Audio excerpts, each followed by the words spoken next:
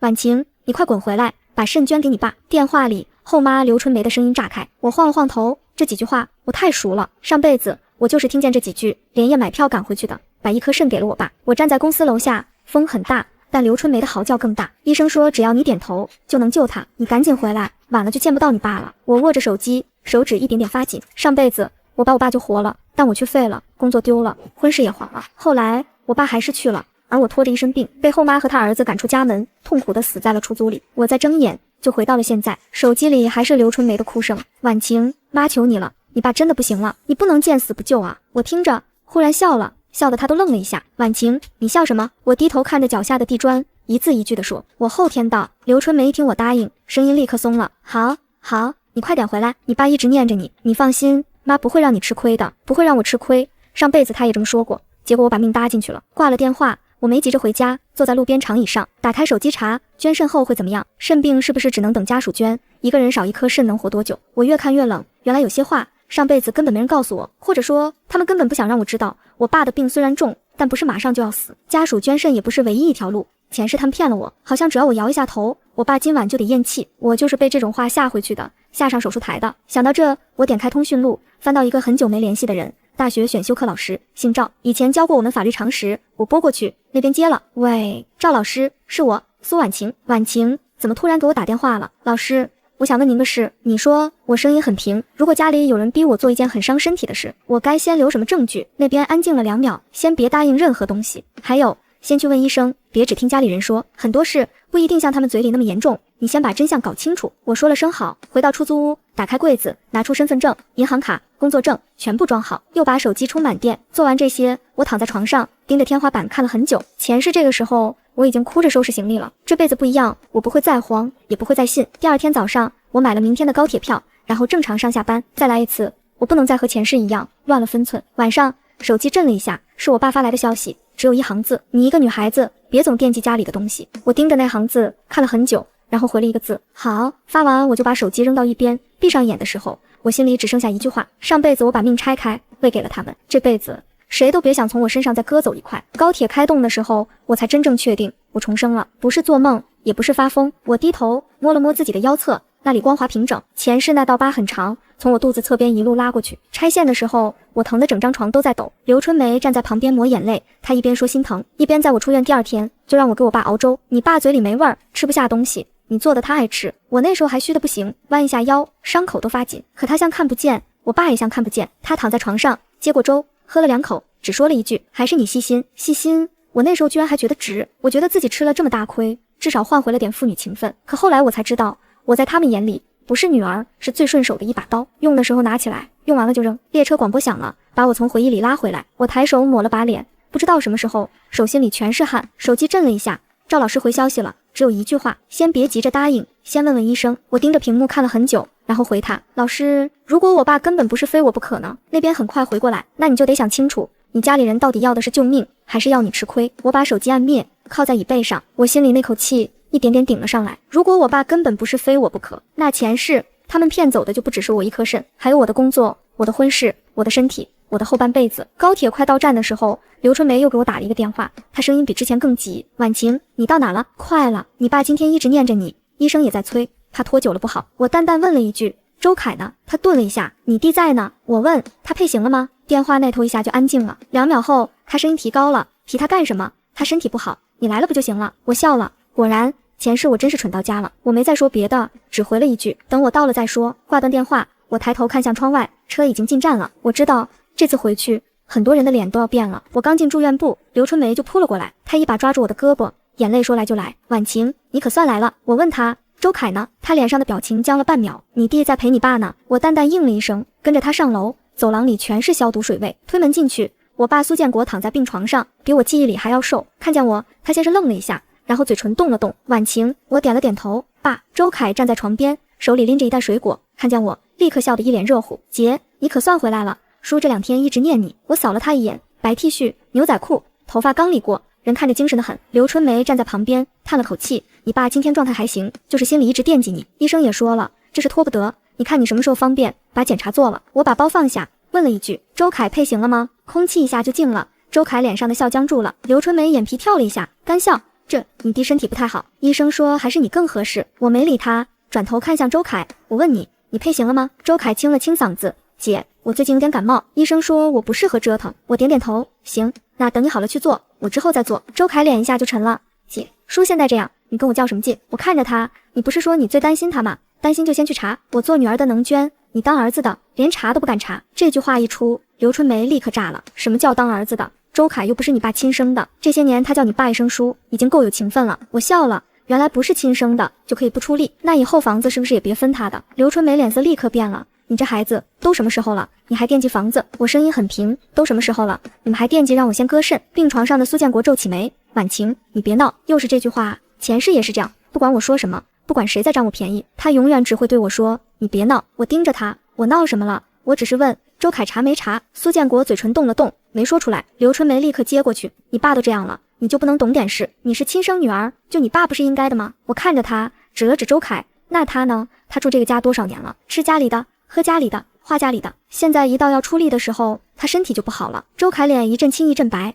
姐，你说话别太难听，我平时也没少照顾叔，你照顾什么了？我直接问，你给他买过一次药吗？陪他做过一次检查吗？他住院这几天，你除了拎袋水果来摆拍，你还干过什么？周凯被我噎得脸发红，刘春梅急得直拍腿，你怎么能这么说你弟？他还年轻，以后还要工作，还要娶媳妇，身体当然重要。我听完点了点头，原来你也知道身体重要。病房里一下安静了，这话谁都听明白了。我的身体重要吗？前世没人问过，现在我自己问了。刘春梅张了张嘴，半天没接上。苏建国脸色很难看，婉晴，都是一家人，先把眼前的事解决了再说。我看着他，那你说怎么解决？等我真躺上手术台了，他再出来说一句，姐你真孝顺。苏建国不说话了，周凯在旁边绷着脸，想发火，但又只能憋着。我懒得再跟他们废话，转身准备出去。刚走到门口，刘春梅追了上来，婉晴，你爸这病拖不起，周凯跟你不一样，他还年轻。我停下脚步，回头看他，我也才26，我也年轻。他愣住了，说完，我出了病房，走到走廊尽头的时候，我才慢慢吐出一口气。前世我进病房，连一句像样的话都没说，直接被他们推着去签字，去抽血，去做检查。这辈子不一样了，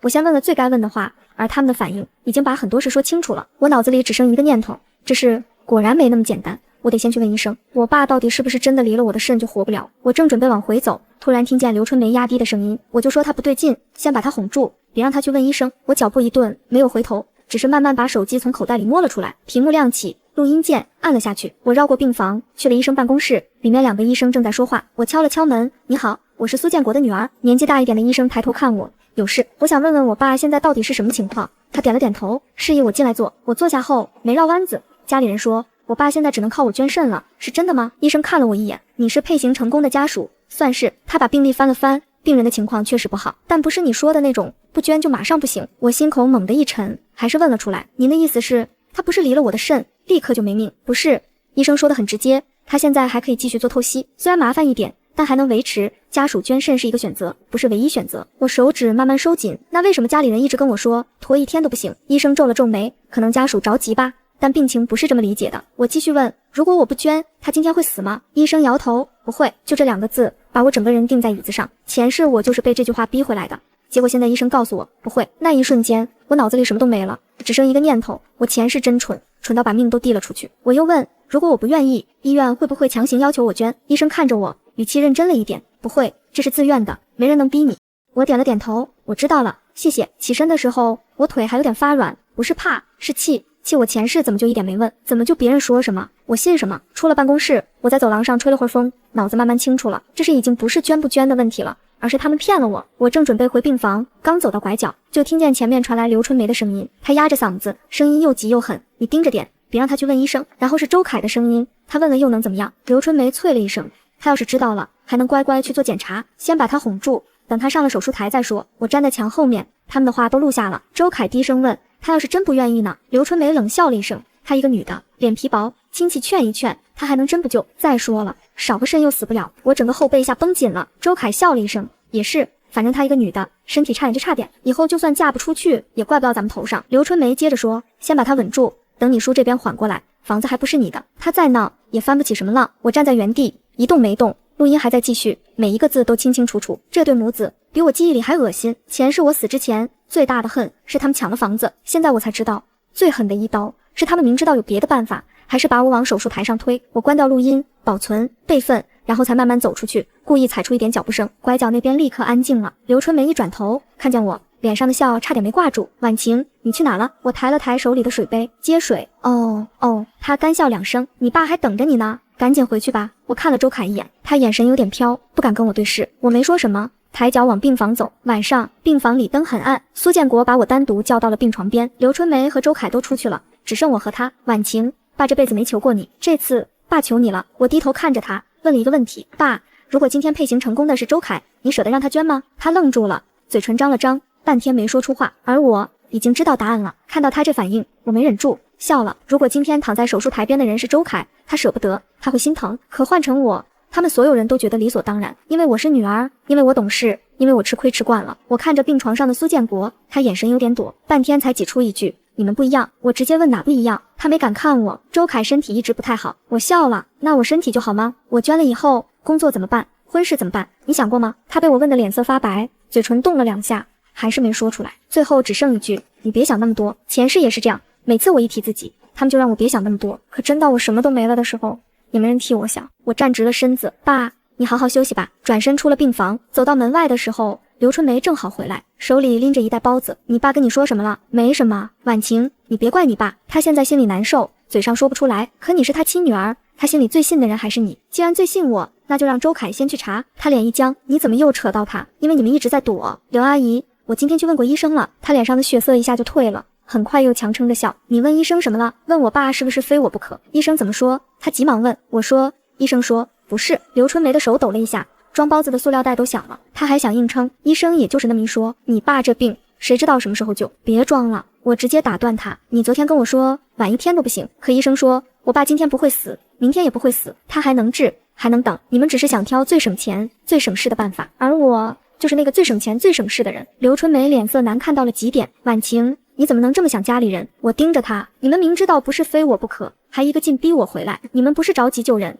你们是着急让我上手术台。他一下子急了，你胡说什么？我胡说。我从包里拿出手机，点开录音，调大音量。下一秒，走廊里响起他自己的声音，先把他哄住，等他上手术台再说，少个肾又死不了，房子还不是你的。刘春梅整个人都僵住了。周凯刚好从楼梯口上来，听见录音，脚步都停了，他脸色一下变了。你录音了？我按灭屏幕，收起手机。怎么敢说不敢认？刘春梅嘴唇直抖。你偷听我们说话？我不偷听，怎么知道你们这么不要脸？他彻底急了，声音一下拔高。苏婉晴，你别血口喷人，我都是为了你爸，为了他。我冷笑，为了他你怎么不让周凯去查？你是怕花你自己的钱，怕动你儿子的路？这一层被我当场掀开，刘春梅脸上挂不住了。走廊里来来往往的人都在往这边看，她最怕丢脸，立刻压低嗓子咬牙说，你到底想怎么样？很简单，第一，让周凯去查；第二，别再拿亲情逼我；第三，以后别跟我说什么晚1天就死这种屁话。周凯这时候冲了过来，姐，你至于吗？不就是让你救一下我叔，你怎么这样？我看着他，救一下，你把你的肾拿出来，我看看什么叫救一下。他一下噎住了，脸涨得通红。我身体不行。我往前一步，你24，吃得下睡得着，头发比我都亮，你哪不行？是腿断了还是肾坏了？周凯被我顶得说不出话来，旁边有人开始小声议论，这儿子自己不上，让姐姐上啊，不是亲生的吧？那也太会算计了。刘春梅听见这些话，脸更难看了，她伸手想来拉我，婉晴，咱们回病房说。我直接甩开，我跟他们没什么好回避的，你不是最会讲道理吗？那就在这说清楚。刘春梅咬着牙，因为你是亲生的，终于说出来了。我点点头，好，我记住了，今天这句话你别后悔。我转身就走，身后传来苏建国虚弱的声音，婉晴，你站住。我没站，这一次我不会再被一句你是亲生的绑住。坐电梯到了1楼，我的手机响了，是一个陌生号码，我接起来，那边是个男生，请问是苏婉晴吗？我是，这里是房产中介，前几天刘女士托我们问过你家那套老房的情况，说可能准备出售。我脚步猛地一顿，刘春梅已经开始打房子的主意了。挂了电话，我下定了决心，不能再拖下去了。前世这个时候我已经上了手术台，不知道房子的事，这一世我不会再让给他们，我得回去先把房子这件事弄清楚。从医院出来后，我没回酒店，直接打车回了老房子。要是我一直有一把，后面这些年我很少回来，不是不想，是每次回来都难受。现在不一样了，我站在门口，拿出钥匙开门，屋里一股饭菜味，鞋柜上放着周凯的球鞋，沙发上扔着刘春梅的披肩。我走进客厅，慢慢看了一圈，墙上挂着一张全家福，苏建国、刘春梅、周凯，没有我。我盯着那张照片看了2秒，直接摘下来扣在桌上，然后进了主卧。我妈以前的柜子还在，最下面那个抽屉锁有点松，我蹲下来把抽屉拉开，里面放着一些旧东西，照片、布包、旧本子。我正翻着，手机响了，是刘春梅。我按了接听，他一上来就急了，苏婉晴，你去哪了？是不是回家了？我回答了个刘春梅立马吼道，你回去干什么？拿我妈留下的东西，家里哪还有你妈的东西？有没有？我自己看。他声音一下尖了，你别乱翻，那是我家。我冷笑了一声，你家？刘春梅，你住久了，真把自己住糊涂了。这房子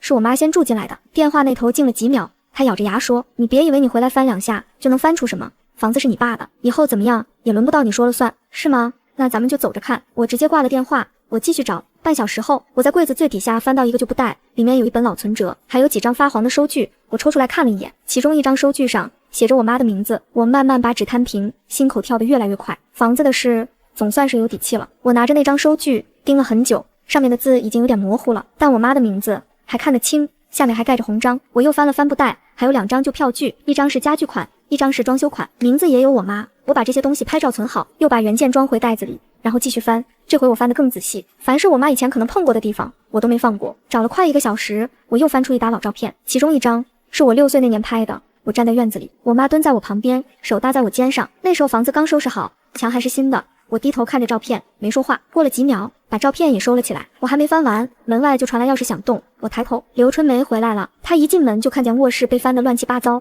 脸一下就黑了。苏婉晴，谁让你乱翻我东西的？这是我妈的柜子，什么时候成你东西了？她冲过来就想抢，我往后一退，她扑了个空。你把布袋给我，里面没什么，没什么。你这么着急干嘛？她一噎，立刻开始换招，眼圈说红就红。婉晴，我知道你心里有气，可你爸还在医院，你现在翻这些有意思吗？有，很有意思，至少我现在知道你们为什么这么急着让我割肾了。他脸色一变，你说什么？我听不懂。我没打算继续废话，绕过他往客厅走。他跟在后面急得不行，你到底拿了什么？你妈都死多少年了，你还揪着不放？我停下脚步，回头看他，对，我就揪着不放，因为他死了，所以你们就霸占了所有东西，现在连我的命都想要。刘春梅嘴唇哆嗦了一下，你别血口喷人。我把那几张收据拍在桌上，你说我喷你，那你看看这上面是谁的名字？他低头一看，脸上的表情一下就乱了。他显然没想到这些东西我还能翻出来。刘春梅，你不会真以为我妈在这个家一点痕迹都没留下吧？他强撑着嘴硬，就算有又怎么样？你爸活着，给谁都轮不到你做主，是吗？那你前几天找房产中介问什么？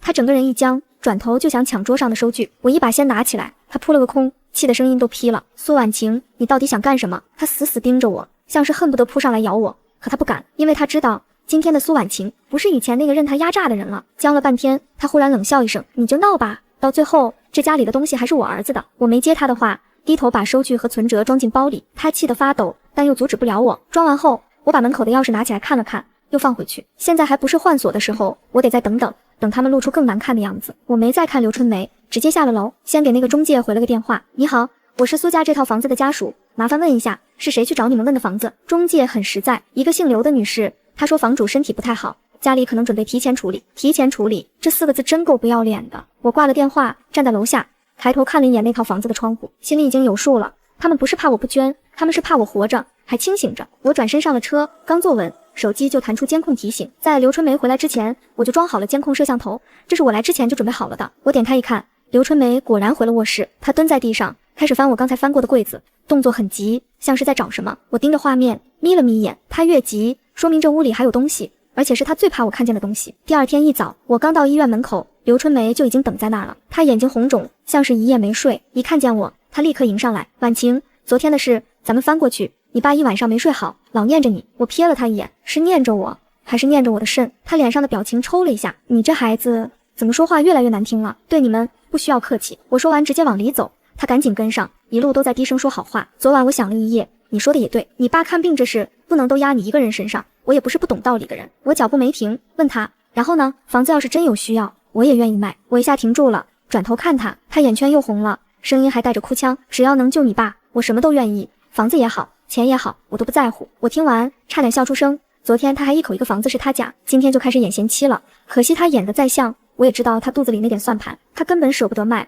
他只是想先把我哄住，等我没了肾，后面怎么说就由他了。我没拆穿，只是淡淡问了一句，真的愿意卖？当然，你爸的命最重要，只要你愿意救他，妈什么都能答应。妈，他又开始自称妈了。我看着他，点了点头，行，既然你都这么说了，那我也退一步，你答应了，都是一家人，所以要我捐也不是不行。这话一出，刘春梅激动得手都抓住了我胳膊，你放心，妈以后一定记你这个。我把她手一点点拿开，先别高兴太早，我有条件。她脸上的笑僵住了，什么条件？第一，房子的事先说清楚。第二，我妈留下来的镯子、存折、照片全部拿出来。第3，周凯先去做检查。第4，我爸当着我的面把以后怎么安排说清楚。我每说一条，刘春梅脸就白一分，显然没想到我会在这个时候提这些。婉晴，你爸现在这样，你怎么还能提这些？你们拿我的肾救命，不该给我个说法？我都愿意捐了，还不能问几句真话？他嘴唇动了动，这不是问几句真话的事，你这是趁火打劫。我笑了，你们逼我割肾，不叫趁火打劫。我想把房子和账算明白，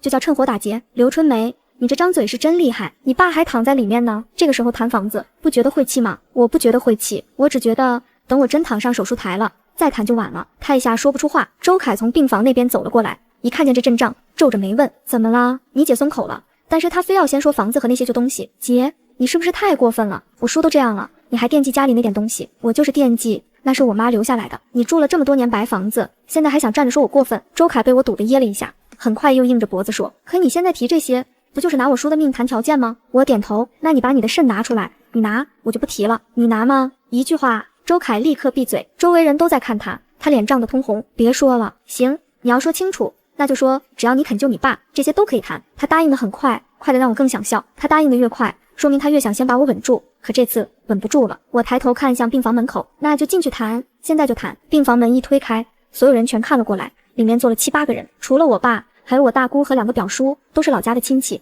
刘春梅提前叫来的，想靠人多压我，我没吭声，走到我爸床边。刘春梅先哭上了。老苏，婉晴她总算想通了，她有点话想先说清楚。她这套我太熟了，先说我愿意，后面我说什么都变成了我在提要求。我没接她这句，直接拉了把椅子坐下。爸，今天把话说清楚，说我妈留下来的东西，说我要是把肾捐了，这个家以后怎么分？现在是说这个的时候吗？就是现在，过了今天，怕你们又要装糊涂。老苏，你就当着她的面说2句，让她安心去做检查。2句话就想把我打发了？不是说2句，是把真话说出来。这套房当年我妈出了多少钱？我捐了肾，以后房子归谁？病房里一下静了，旁边床的家属手里的苹果刀停了，偷偷往这边看。你这是胡闹？我拿一颗肾出来，不配问吗？周凯这时候炸了。姐，你差不多得了，我叔都病成这样了，你还逼他分房子，你还是人吗？你住在我妈的房子里，吃着我爸的饭，连检查都不敢做，你也配冲我吼？他一下冲上来，我抬手拿出手机对准他，你碰我一下试试，这里是医院，你敢动手，明天所有人都知道你逼你姐给你叔捐肾，自己躲得远远的。周凯脚步停住了，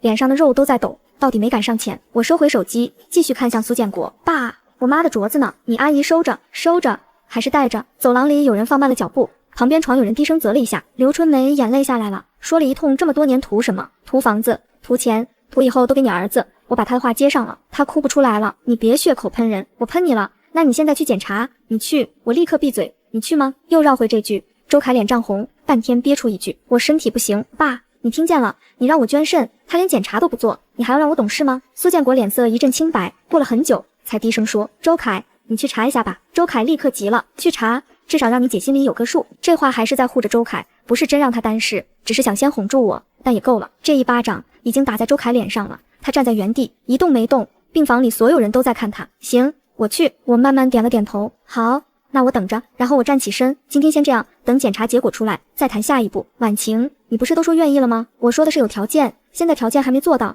急什么？他气得嘴唇发白，一句都接不上。我走到门口，姐，你别太得意，我叔心里最在乎谁，你自己清楚。我停了一下，回头看着他，对，我现在很清楚，所以我才不打算再装傻了。说完，直接出了病房。第二天早上8点，走廊里刚开始有人来来往往。我到医院的时候，病房里只有刘春梅和苏建国。刘春梅一看见我，脸色就不自然。我放下包，直接问：周凯呢？他去买早饭了，买早饭需要1早上。刘春梅没接话，正说着，周凯拎着2杯豆浆走进来，一看见我，脸色立刻变了。不是不舒服吗？现在又好了，那走吧，去检查。他把豆浆放到桌上，硬着头皮说刚缓过来。那正好，现在就去。医生上班了，机器也开了。他说饭还没吃，吃完去。婉晴，哪有你这么逼人的？孩子都说了不舒服，24的孩子，这块头你管他叫孩子？旁边床的老太太听见，扑哧笑了一声。病房里气氛一下变了。去吧。周凯站着没动，脸上又急又怨，看了我，又看了刘春梅，最后来了一句：叔，不是我不去，我是真怕查出来我也有问题，万一身体不好，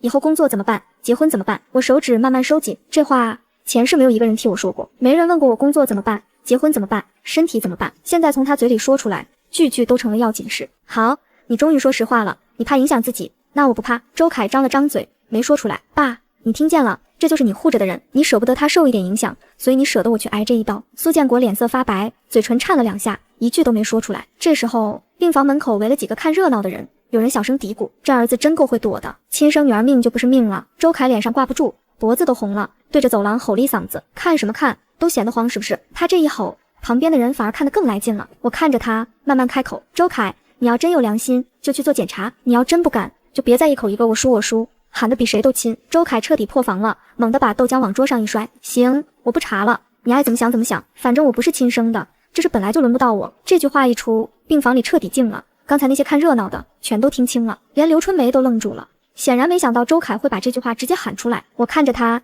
轻轻点了点头，好，这可是你自己说的，你不是亲生的，那以后这房子这个家你也少惦记。你再张嘴说有你一份，我就把今天这句话放给所有人听，你什么意思？字面意思，你不想担责任就别想占便宜。刘春梅终于反应过来，扑过去拉他，你少说两句。周凯甩开他的手，说完转身就走，头都没回。病房门被他摔得砰一声，刘春梅站在原地，又气又急又拉不住。病房里一群人看他的眼神全变了，爸，你还要继续拿一家人这3个字压我吗？苏建国靠在床头，整个人缩了下去，眼神发空，过了很久才开口，婉晴，爸以前是不是亏待你了？我看着他，没心软也没哭，只是平静地回了一句，不是以前，是一直。说完拿起包转身就走，刚出病房，手机震了一下，是家里的监控提醒，刘春梅回老房了。一进门直奔卧室，翻柜子掀床板，动作比之前还急，他越急说明藏得越深，那个东西还在屋里。我坐在出租车后座，手机屏幕一直亮着，监控画面里刘春梅跪在我妈的旧柜子前，两只手伸进最深处，先翻床底又翻抽屉，最后从柜子里摸出一个红布包，打开一只金镯子，我妈的。我手一下攥紧了手机，前世她跟我说丢了，原来不是丢了，是代购了，藏起来了。车停在楼下，我直接推门进去，你怎么回来了？我没理他，直接走过去，一把抓住他手里的布包，你干什么？这话该我问你。我把布包抢过来，打开，金镯子就在里面，有点旧，但一眼就认得出来，这是我妈走之前手腕上一直戴着的那只。这就是你说的丢了？我是替你收着，收到你自己手腕上去了。这么多年，我不是怕你年纪小弄丢了吗？后来家里事多，就忘了10几年。刘春梅，你真会忘。他还想伸手来拿，我直接把镯子戴到自己手上，尺寸刚好，冰凉沉甸甸。我妈的东西我拿回来，叫闹，你偷带10几年，叫保管。你脸呢？刘春梅被我噎得说不出话来。我没再看她，低头继续翻那个布包，除了镯子，里面还有一本旧存折，存折名字是我妈，还有几张折得整齐的单子，我一张一张展开，旧收据、装修单，还有一张手写的借条，我爸的字，金借陈秀兰2万元，用于房屋尾款，日后归还。陈秀兰是我妈。我盯着那行字，呼吸慢了一拍，2万在当年不是小数目，也就是说这套房子不只是我妈出过一点钱，是实打实垫过的。我把借条拍了照存好。你拍那个干什么？就算出过钱，那也是夫妻之间的事，跟你有什么关系？跟我当然有关系，她是我妈，她出的每一分钱都不是你儿子的。我把存折也装进包里，转身准备走。刘春梅终于绷不住了，冲上来拦住我，东西留下，今天谁都别想再动我妈的东西。我一把推开她，她踉跄2步撞到沙发边，立刻大声哭，你打我，老天爷啊，我怎么摊上这么个白眼狼啊？我没理。走到门口的时候，她在后面喊，就算你把镯子拿走又怎样，房子最后照样不是你的，那就试试看看是你先把房子卖了，还是我先把你从这屋里赶出去。说完摔门走了。楼下我站在单元门口，低头看了看手腕上的镯子，夕阳打在金链上，有点旧有点暗，但他回来了。手机响了，是苏建国。婉晴，你回家了？你阿姨说你把家里翻了，我拿回了我妈的镯子。那边一下没声了，过了很久他才低声说，那本来就是你的。我握着手机没说话。婉晴，你明天来医院一趟，有些话爸想跟你说清楚。我看着楼道里的灯慢慢亮起来，好，他要说清楚，那我就等着听他到底准备说到哪一步。第3天上午，阳光从走廊那头斜进来，我进病房的时候里面人不少，刘春梅、周凯、我大姑2个表叔，都是昨天那几张脸，又是提前串好的场子，想一起压我。婉晴，听说你这2天闹得挺厉害，你爸都病成这样了，你怎么还折腾家里？我把包放下，看了他一眼，姑，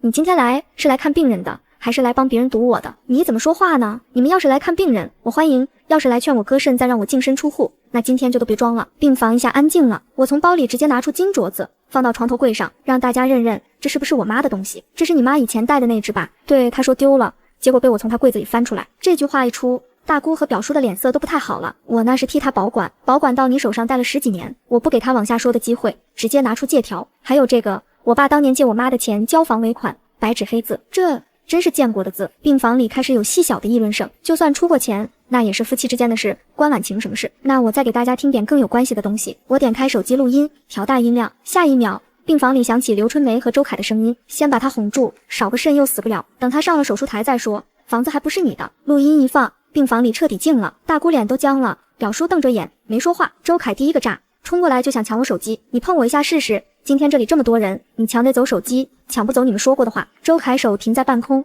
到底没敢落下来。刘春梅脸色白得吓人，还在硬撑，这是误会，我那是着急，话赶话说出来的。误会？那你给大家解释解释，什么叫少个肾又死不了？什么叫房子还不是你的？你是拿谁的肾不当回事，又想把谁的房子给你儿子？他张着嘴，半天说不出一句完整的话。春梅，这话你说的确实过了，哭，这不是过了，他明知道医生说了，我爸不是今天不捐明天就死，他还一口一个晚了就来不及，他不是想救人，是想拿我的肾省他的钱，保他儿子的路。病房里没人说话了，都不傻，事情到了这一步，谁都看得懂了。我转头看向苏建国，爸，现在你还要我懂事吗？还要我别闹吗？还是你也觉得只要牺牲的是我就不算牺牲？他靠在床头，眼皮一直垂着，抬不起来。过了很久，哑着嗓子开口，不是，那是什么？他嘴唇动了动，喉结滚了一下，什么都没说出来。我把借条和镯子重新摆在他面前，今天当着这么多人，你把话说清楚，房子到底怎么回事？我妈留下来的东西到底给谁？我顿了一下，盯着他，你到底是想要我这颗肾，还是还想要我这个女儿？病房里没人敢出声，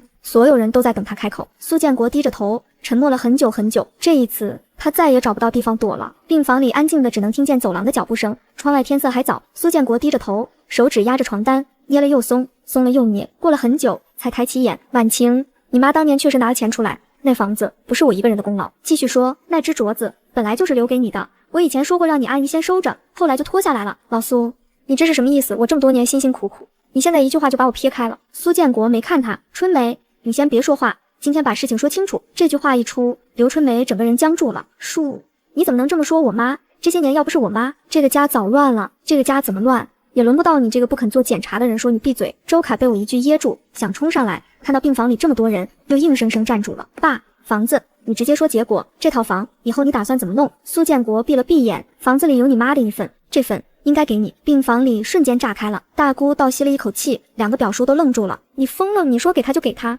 那我这些年算什么？我跟着你过了10几年，我儿子在这个家住了10几年，你现在一句给他就把我们打发了。他说着扑到病床边，眼泪鼻涕一起下来。老苏，你不能这么没良心，你病成这样，是谁在床边伺候你？是我熬粥，是我洗衣服，是我伺候你，你现在居然帮着他对付我。苏建国被他哭得脸色更白，可这次他没改口，只是低声说，我没说不给你留，但婉晴他妈留下的那份不能再糊弄过去了。这句话一出来，我知道这一局赢了一半。什么叫糊弄？你们父女俩就是商量好了，想把我们娘俩赶出去，不是现在才想，是从你逼我捐肾还想吞房子那天起，我就准备这么干了。爸，今天你既然开口了，就别说半截我妈那份归我，剩下你自己的那份你打算怎么办？这句话一出，刘春梅和周凯都死死盯着他。苏建国沉默了很久，久到我以为他又要缩回去。我自己的那份留一部分给春梅过日子，剩下的也给婉晴、周凯不算在内。病房里又静了，这次比刚才还静。刘春梅整个人往后退了一步，手撑着床边才没摔下去。周凯脸都青了，叔，我在这家10几年，你一句不算在内就把我踢出去了，你不是我儿子，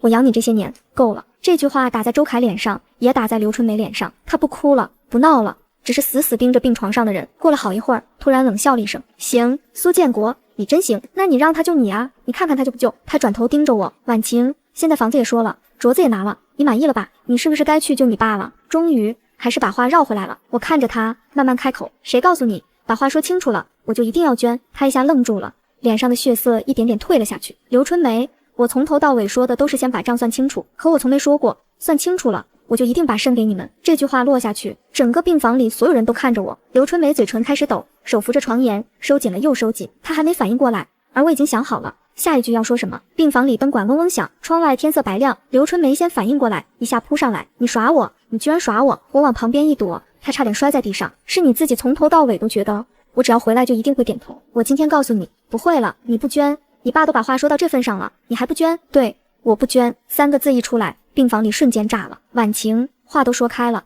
你爸也承认了，你怎么还能见死不救？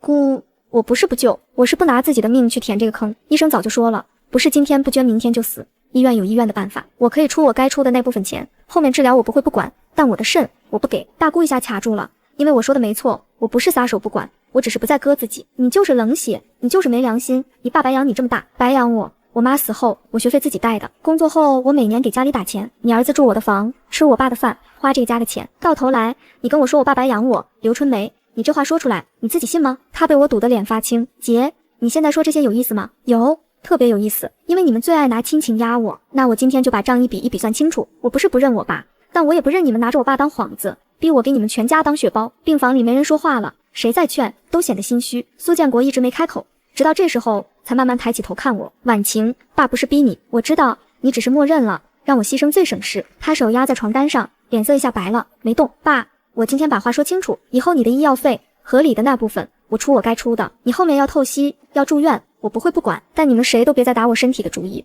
我不会再上那张手术台。说完，我把包拉好，站起身。刘春梅见我要走，扑上来就抓我，你不能走，你今天不给个准话，别想走。准话我已经给了，我不捐。你儿子不是身体金贵吗？那你们自己想办法去。他被我甩得撞在床边，立刻哭天喊地，老天爷啊，亲生女儿见死不救啊！我看都没看他，走到门口停了一下，回头看向苏建国，爸，你今天要是怪我也正常，但我还是那句话，我该尽的责任会尽，可我不会再把自己拆给你们了。说完直接出了病房，走廊上站了几个看热闹的人，一看我出来全往旁边让。出了住院部的门，风吹到脸上，我才停下来，长出了一口气。手机震了一下，是监控提醒，刘春梅已经回了老房，一进门就开始拽东西，衣服、鞋子、柜子里的零碎全都往外拉，动作又快又乱。他这不是在收拾，他在找值钱的，准备先带走。我没立刻回去，先去了开锁店配了一把新锁芯，又买了几个纸箱。到楼下的时候天已经黑了，我抬头看着那扇亮着灯的窗户，今晚该赶人了。夜里8点多，楼道里灯光昏黄，我拎着新锁芯和纸箱上楼，门是开着的，客厅一地狼藉。刘春梅把东西翻得乱七八糟，周凯也回来了，正把那台电脑往箱子里塞。一看见我，两个人动作都停了。换锁，从今天开始这房子你们别住了。你凭什么？就凭这房子有我妈的一份，就凭我爸今天当着所有人的面说清楚了，就凭你们住在这里每一天都在打我的主意。姐，你别太过分，这是我和我妈住了10几年的地方，住了10几年就成你们的了。我妈的钱，她的镯子，她留下的东西呢？你们占了10几年也该够了。我把纸箱放下，走到主卧门口，你们的东西今晚收干净，收不干净的明天我当垃圾扔。刘春梅扑过来拦我，苏婉晴，你敢？我为什么不敢？她脸上的哭相一下没了，只剩下恨。你想赶我们走是吧？那你也别想好过，你爸现在还在医院躺着，你今天把我们赶出去，明天外面人就都知道你这个亲闺女见死不救，还把后妈和弟弟赶出家门，你猜他们会怎么说你？我看着他随便，你们在外面说我白眼狼也不是1天2天了，我以前怕，现在不怕了。嘴长在你身上，房子在我手里。他咬着牙半天没说出话，搬就搬，谁稀罕住这破房子？行，